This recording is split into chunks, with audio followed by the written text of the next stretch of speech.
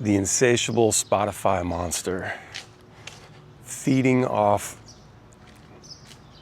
the endless hunger for music, feeding off of the hopes and dreams of even hungrier artists. If you don't feed it, it neglects you. If you give nothing, you get nothing. Why am I saying this? Because, and this applies to YouTube as well. I was prompted to make this video because I was looking at my YouTube studio on the back end and I see that my views are down. And it's really nice to see that chart trending upward. And now it's trending downward because I haven't really made any videos. And I'm just under 60,000 views just in the last 28 days. And I know I would have had that, I'd have been over 60,000 if I had made videos the last few days. I've been home from tour, so haven't really had much to talk about and kind of decompressing, things like that. Back to the point of the video. My band song Swim came out back in May, towards the end of May. Did really well. We ended up with 100,000 streams in the first month, okay? 100,000 streams, it's great. I know we can do better. And it's not to say that the song wasn't that great or something. I think it's the matter of consistency. My problem that I run into is I'm not good at cranking them out. I'm just not good at, like, I get stuck. And my usual issue is vocal melody and lyrics. They have to be epic, you know, my version of epic. I'm always in a competition with myself to do better than I did last time, write better songs, make a better video, you know. And I think that's healthy. I think we should all be doing that, right? At some point, you start to cripple yourself, your performance, and I do that constantly. I feel like, I know that I could be putting out more songs. The band with the solo. Now I could get the solo stuff done a lot quicker because it's just all me doing it all. But with the band, when you're with the band, you have other people involved with their parts. You gotta wait for drums, you gotta wait for bass, you gotta wait for keys. You know, I got a lead guitar player, get him to write a dope ass solo, you know. Then I gotta put these things all together, and then I gotta send out a mix and make sure everybody's good with it. There's a whole process when you're in a band. When you're a solo artist, you know, you can do it. I can work on a song all goddamn day and finish it, you know, on a good day. When I'm feeling profound, when I'm feeling prolific. It doesn't happen very often anymore, but I get caught up in my own bullshit. I don't fully just get it done. Like, it just feels, I feel like you shouldn't rush it. I know I really could. I could get this song done. I have too much going on in my brain all the time, I think. So much to focus on, and I can't focus on this one thing, you know? There's a song, I don't know if you guys remember, a couple weeks back, I shot some footage of us on tour, like recording in the green rooms. I was basically getting parts of this song that I was working. I had this idea for this like summer jam, kind of like midsummer, like hot, sweaty, sexy kind of song. And so I started to flesh out kind of the bones of it. And anyway, I got the band to throw down stuff. I made a bunch of loops from everybody's performances. And then it just kind of sat around for a couple weeks. And then last night, I finally sat down with it. Man, it's turning out really cool. It's really different from what we normally do, but not so different. It kind of sounds like it's wild. It kind of sounds like a hip hop tune, really organic. It's hard to explain, but when you hear it, you're gonna be like, yeah, this is exactly what it was. My friend Tommy's mowing his lawn. What's up, brother? Get it done. I got most of that done, and now it's like there's a few little arrangement things that I need to work on, little transitions and things, a few more little bells and whistles and such. But now I'm just stuck on the vocal melody and the lyrics, and I just don't know where to go with it. Like I have a basic idea, but it's like, it's not, I don't know, it's not smart enough or something. I'm not there yet. And I want to make sure that like my vocal melodies are like way more, like my vocal melodies need to like soar over the beat. It needs to be something that people are going to enjoy singing, you know? That's how I always approach with my songwriting. And I'm just not feeling it there yet. But at the same time, I want to get this song done because I want it to be out like end of this month. I want like end of July, I want to drop this song because it's like the perfect time for it. It's like, you know, if we don't drop it, you know, July or August, it's gonna have to wait until next summer, and I don't want to do that. I just want to drop it now.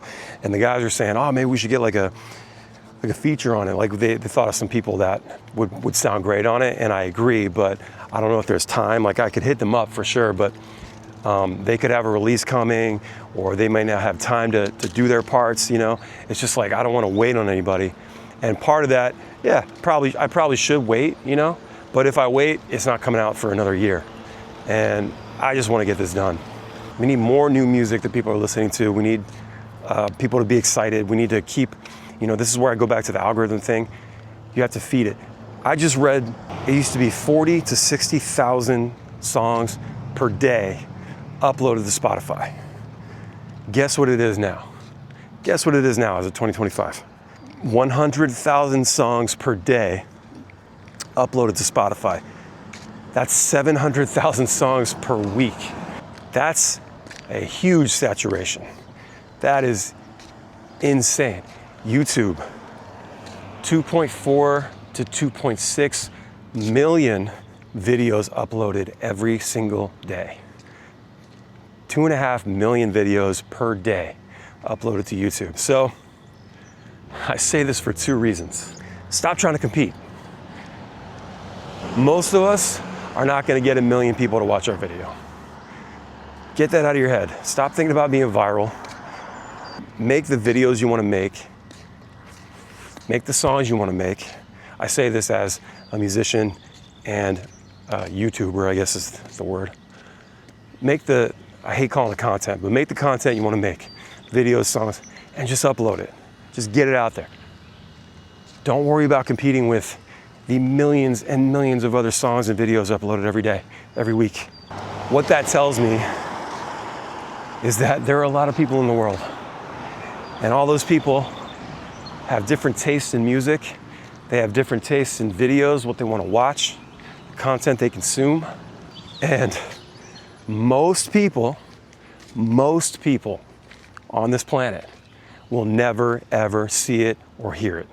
Once you get over that, once you realize that, yeah, it's impossible, right? Unless you post a video of yourself dancing to your new song with a real alien, right? A real life alien. You understand what I'm saying? Everyone will watch that video. The entire planet would watch that video, right? It's not gonna happen, guys. So get it out of your head. Stop thinking about you gotta be the best, the most viewed, the most listened, the most heard, whatever. Monthly listeners on Spotify, vanity metric, okay?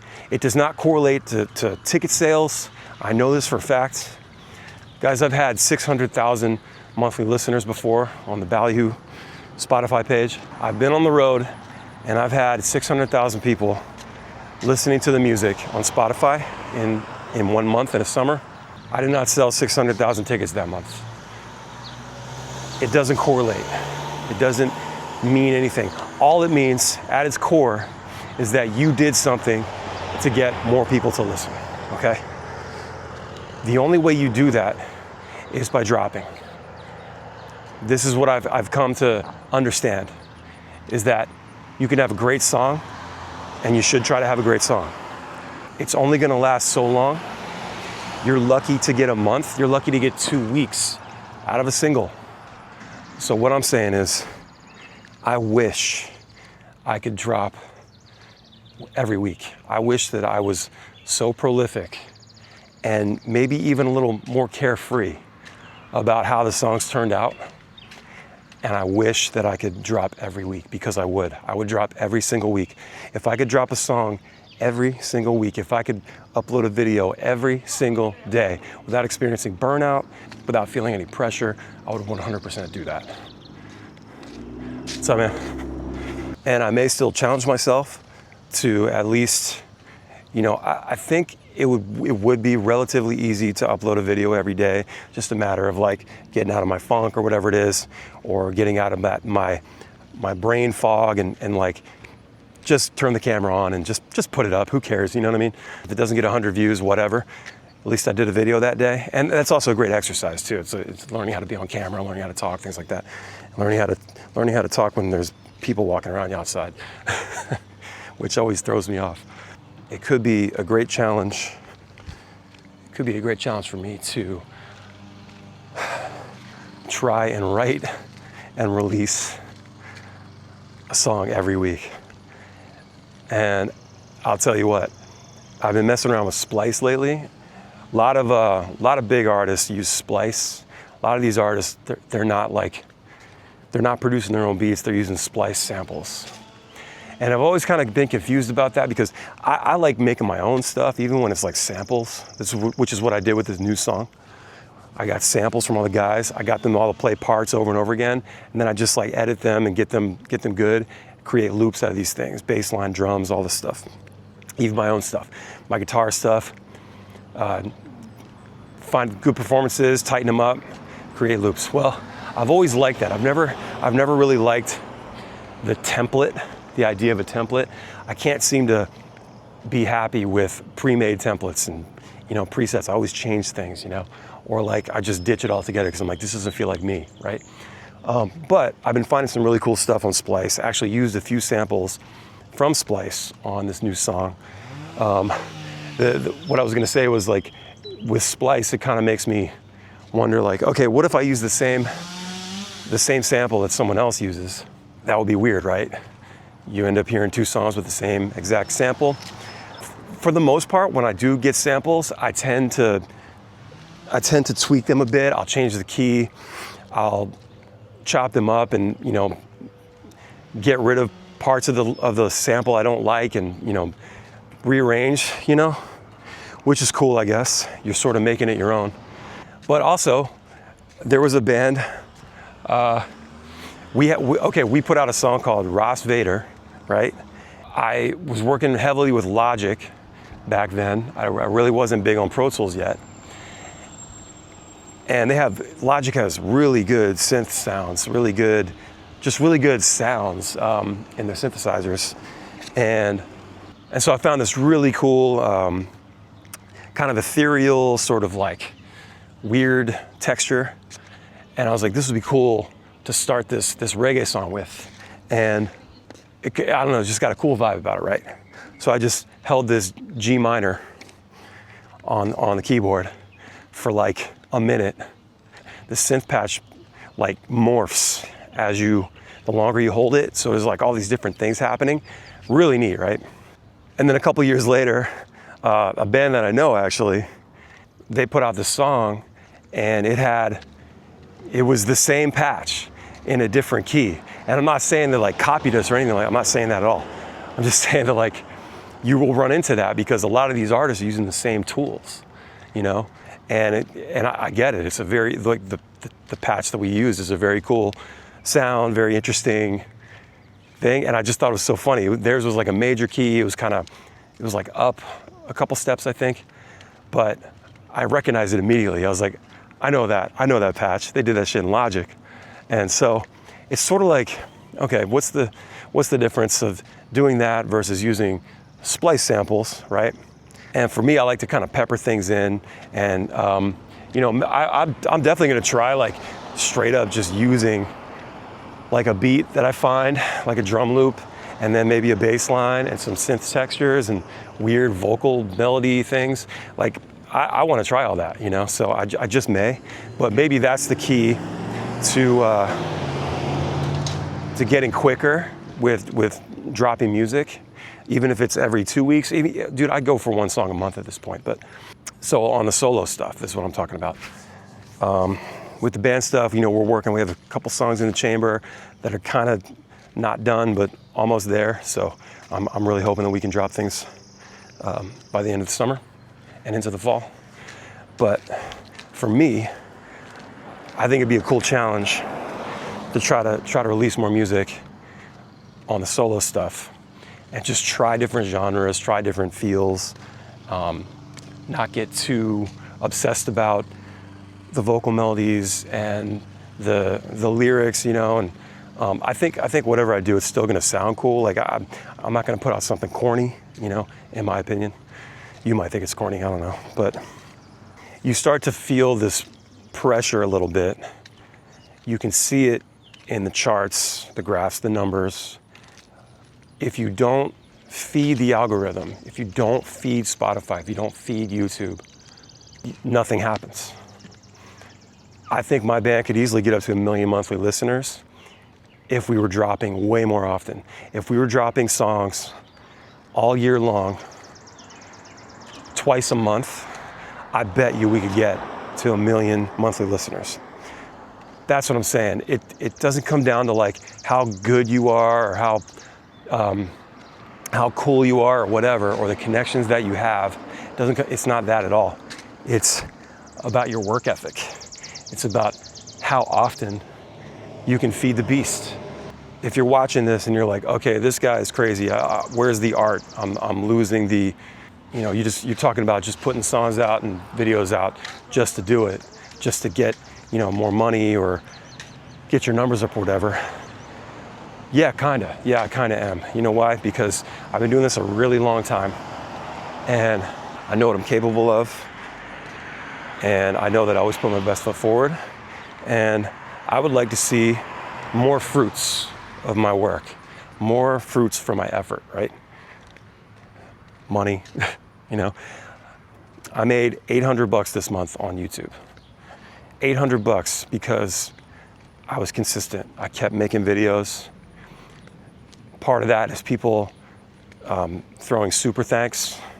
I did like one stream, maybe, and live streaming is where I make, I'd say, a bulk of the money, typically. But this month, it was from putting up videos, ad revenue, and supers. So I know that I can make a decent living uploading to YouTube. I know I can make a decent living if I upload more to Spotify, Apple, all the things. My band does anywhere from 1 to 3 million streams per month. Usually the 2 or 3 million is in the summer. I guess that's either the nature of people's listening habits, or maybe it's a combo of the listening habits plus just the vibe of my band's music. It's like summer music, My solo stuff, 5,000 streams a month, something like that, So huge gap. I think right now I have $2 sitting in my back end on my distributor for my solo stuff. With the band, if you're pulling 1 to 3 million streams a month, and that's all services, not just Spotify. Spotify is the biggest. You can make 6 to 10 grand a month easily. But when you're a band, the money's either getting split up with the band members or it's going back into the machine, right? Because you can't take all that money. If you get paid 10 grand, you can't just give everybody $2,500 or whatever. Like you have to take part of that money and invest it back into the business. Otherwise, you're not ever gonna profit. You're not ever gonna make any money to do the things that you want to do. Make things like make really good, awesome videos, or get in a bandwagon or even a tour bus, dare I say. You have to have money to operate, right? So you can't just take all 10 grand from streaming and just give it away to the band members. As great as that would be, we would definitely be living a lot better. I'll say that. My goal is to use the talents that I have, the knowledge that I have, the education, and try to take this up a notch and get to where I want to get. If you feel the same way, Give this channel a sub and a like. Give my band's music a try. Go check it out. If you feel like you want to do this, man, just do it. Just pick up the camera and go. Get into Logic, Pro Tools, whatever it is, Studio One. Start making music. Make it happen for yourself. It's not going to happen for you. The algorithm is an insatiable beast, and when you feed it, it works for you. When you don't feed it, it doesn't give a shit about you. So just remember that, okay? Like, this is all, it's all in your hands. It's in our hands as artists. You can't blame anybody else. You are in control, and you can make money, you can thrive, but you have to be willing to go after it. And I'm challenging you guys right now to get up off your butt, go make a video, go make a song, start writing that book, whatever it is, and just figure it out. And you'll learn, and I think you'll be really happy. Even if it doesn't work, I think you'll be happy that you tried. Don't forget, Ballyhoo is on tour starting July 17th in Harrisburg. We're going through Little Rock, Nashville, all the way out to Texas, down to Florida, Myrtle Beach, doing like 18 shows. We got VIP upgrades. We look forward to seeing you guys.